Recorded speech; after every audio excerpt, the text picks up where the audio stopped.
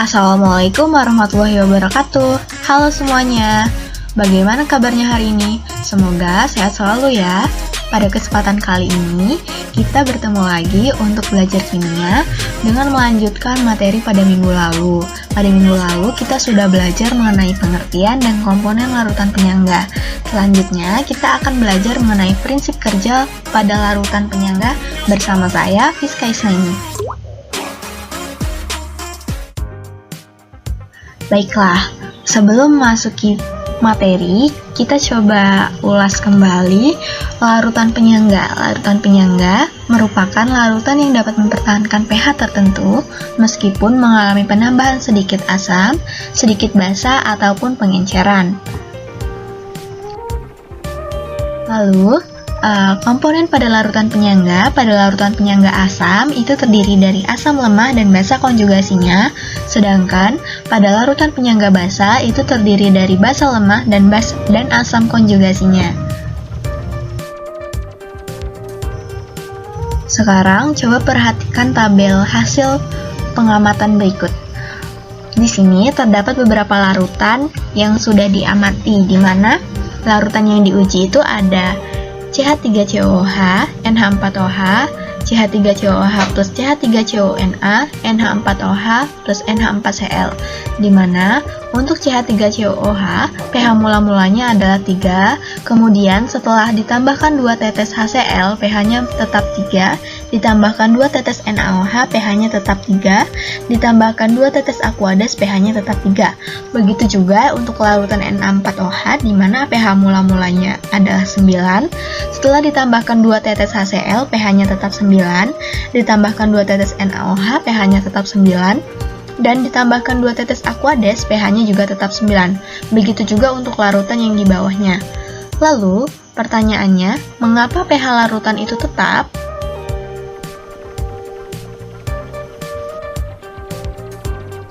Baiklah, untuk menjawab pertanyaan tersebut, sekarang mari kita amati video animasi berikut. Di sini kita dapat melihat terdapat larutan penyangga, yaitu larutan penyangga asam, di mana pada larutan ini terdiri dari asam lemah, yaitu CH3COOH atau asam asetat, dan basa konjugasinya, yaitu CH3COO-. Di sini, asam asetat atau asam lemah digambarkan berwarna pink, sedangkan basa konjugasinya berwarna hijau. Kita dapat melihat konsentrasi antara asam lemah atau asam asetat dengan basa konjugasinya itu memiliki konsentrasi yang sama. Kemudian, kita akan melihat bagaimana jika larutan penyangga ini ditambahkan sedikit asam atau H+. Dapat kita amati bahwa ion H+ yang ditambahkan yang berasal dari asam akan bereaksi dengan basa konjugasinya yaitu CH3COO- membentuk asam lemah yaitu CH3COOH. Hal ini akan mengakibatkan asam lemah konsentrasinya meningkat, sedangkan basa konjugasinya konsentrasinya menurun. Sehingga dapat kita ketahui bahwa ion H+ tidak mempengaruhi konsentrasi.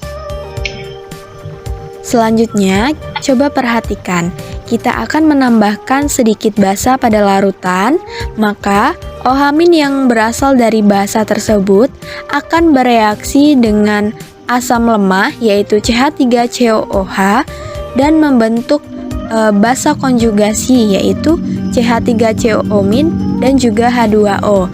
Sehingga kita dapat melihat di sini untuk konsentrasi CH3COOH itu menurun, sedangkan konsentrasi dari asam lemah konsentrasi dari basa konjugasi akan meningkat.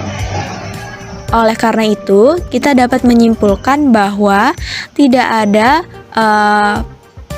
pengaruh OH- terhadap perubahan konsentrasinya.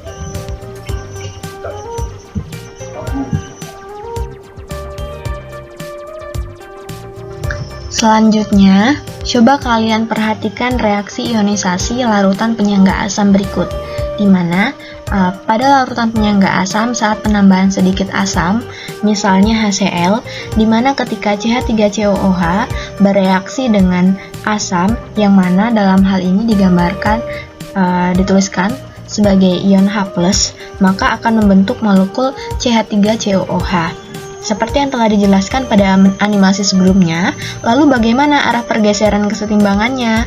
Arah pergeseran kesetimbangannya itu ke arah kiri, di mana setiap penambahan H+ itu akan dinetralisasi oleh basa konjugasi, yaitu untuk membentuk asam lemah sehingga pH-nya dapat dipertahankan.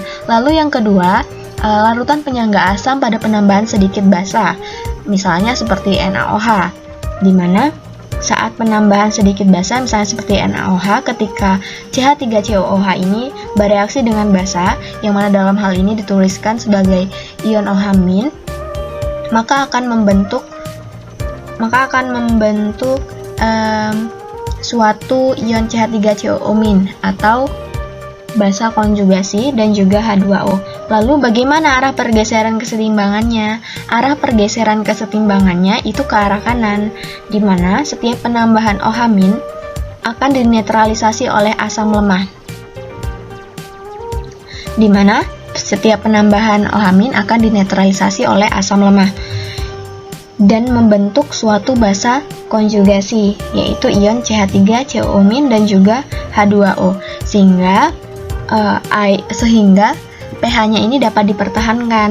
Kemudian yang ketiga, larutan penyangga asam pada penambahan sedikit air. Pada penambahan sedikit air atau H2O atau pengenceran, itu akan memperbesar jumlah ion H+ dan basa konjugasinya dari asam lemah. Namun, penambahan konsentrasi H+ ini menjadi tidak berarti karena volumenya juga akan bertambah. Seperti yang saya katakan tadi, setiap penambahan H+ akan dinetralisasi oleh basa konjugasi, setiap penambahan OH- akan dinetralisasi oleh asam lemah, dan setiap penambahan air atau H2O atau pengenceran akan memperbesar jumlah ion H+ dan basa konjugasi dari asam lemah.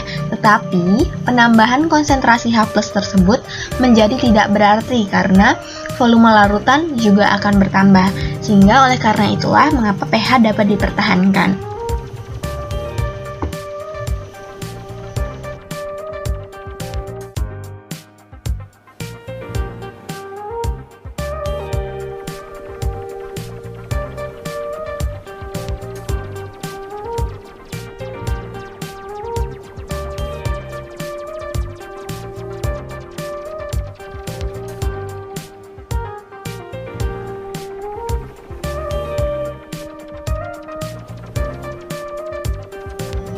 Selanjutnya, coba perhatikan reaksi ionisasi larutan penyangga berikut pada larutan penyangga basa. Yang pertama, larutan penyangga basa pada penambahan sedikit asam, misalnya seperti HCl, di mana ketika NH3 bereaksi dengan suatu asam, dalam hal ini dituliskan sebagai ion H+, maka akan terjadi reaksi kesetimbangan membentuk ion NH4+, di mana di sini NH3 merupakan basa lemah, sedangkan NH4+ merupakan asam konjugasinya. Lalu bagaimana arah pergeseran kesetimbangannya? Arah pergeseran kesetimbangan itu ke arah kanan. Mengapa? Karena setiap penambahan H+ di sini akan dinetralisasi oleh basa lemah dan membentuk suatu asam konjugasi sehingga pH-nya dapat dipertahankan. Lalu yang kedua, larutan penyangga basa pada penambahan sedikit basa, dalam hal ini seperti misalnya contohnya seperti NaOH. Saat NH4+ ini bereaksi dengan suatu basa, dalam hal ini dituliskan sebagai ion OH-, maka akan membentuk suatu basa lemah, yaitu NH3 dan juga air atau H2O. Lalu bagaimana arah pergeseran kesetimbangannya? Arah pergeseran kesetimbangannya itu ke arah kiri. Mengapa? Karena setiap penambahan OH- akan dinetralisasi oleh asam konjugasi, di sini NH4+, sehingga pH-nya dapat dipertahankan. Lalu, yang ketiga, larutan penyangga basa pada penambahan sedikit air. Pada penambahan sedikit air atau H2O, di sini NH4OH bereaksi dengan H2O akan memperbesar jumlah ion OH- dan asam konjugasi dari basa lemah. Tetapi penambahan konsentrasi OH- ini menjadi tidak berarti karena volume larutannya juga akan bertambah, sehingga pH-nya menjadi tetap. Seperti yang saya katakan tadi, setiap penambahan H+ akan dinetralisasi oleh basa lemah, setiap penambahan OH- akan dinetralisasi oleh asam konjugasi, dan setiap penambahan air atau H2O atau pengenceran akan memperbesar jumlah ion OH- dan asam konjugasi dari basa lemah. Tetapi, penambahan konsentrasi OH- tersebut menjadi tidak berarti karena volume larutan juga akan bertambah, sehingga pH dapat dipertahankan. Baiklah, semuanya sudah paham ya? Jika sudah paham, sekarang coba lakukanlah diskusi, ajukanlah pertanyaan yang ingin kamu ketahui pada forum diskusi. Apabila teman lain memahami pertanyaan tersebut, dapat menanggapinya ya. Kemudian, tuliskanlah hal-hal yang telah kamu ketahui setelah menonton video ini. Tuliskan dalam forum diskusi dan buku catatan. Demikian materi untuk hari ini, yaitu prinsip kerja larutan penyangga. Jangan lupa belajar dan tetap semangat ya. Terima kasih. Wassalamualaikum warahmatullahi wabarakatuh.